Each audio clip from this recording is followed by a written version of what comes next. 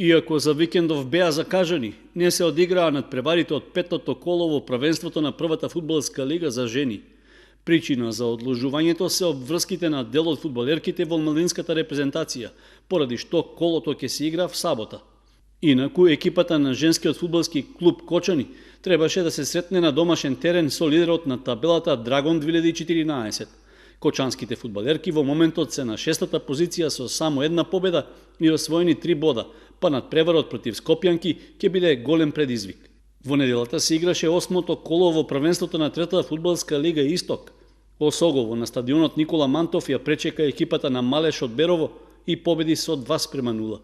Резултатот не е вистинска слика за играта што ја прикажаа двете екипи, со оглед што гостите беа сериозен противник за жолтосините, на кои не им беше лесно да дојдат до бодовите.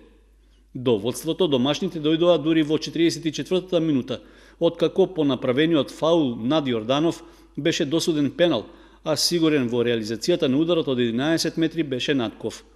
Истиот играч во 83-та минута постигна уште еден гол за Осогово, со што ја обезбеди победата за својата екипа, која и понатаму останува во врвот на табелата.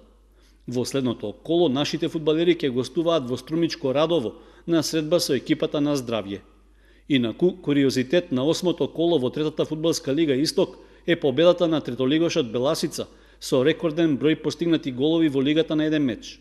Струмичани ја победија последно пласираната екипа на Бирлик Конче со 24:0, со што драстично ја подобрија гол разликата и понатаму остануваат лидери на табелата.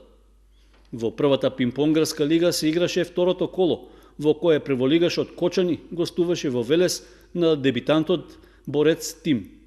По минатонеделната победа на домашен терен, нашите пинг-понгари играа одлично и на гостувањето и ги совладаа велешани со 5:0. Со тоа тие остануваат на врвот на табелата, а во следното коло на домашен терен ја пречекуваат екипата на Струга, која, исто како и Борец, годинава е дебитант во прволигашкото друштво. Викендов, во рамки на манифестацијата Денови на Кочанскиот Орис, се одигра турнир во кошарка. Организатор беше екипата на Баскет Дино, а освен домакинот, учествуваа и екипите на Баскет Академија од Струмица, Албатроси од Виница и Пробаскет од Пробиштип. Во меѓусебните надпревари подобри беа домакините, кои во финалето се сретнаа со Струмичани и ги совладаа со 20 коша разлика, односно крајниот резултат беше 63:43. Во борбата за трето место се сретнаа Албатроси и Пробаскет, а победија Виничани. Според најавите, се планира турнирот да биде традиционален, односно да се одржува секоја година во рамки на Деновите на Оризот.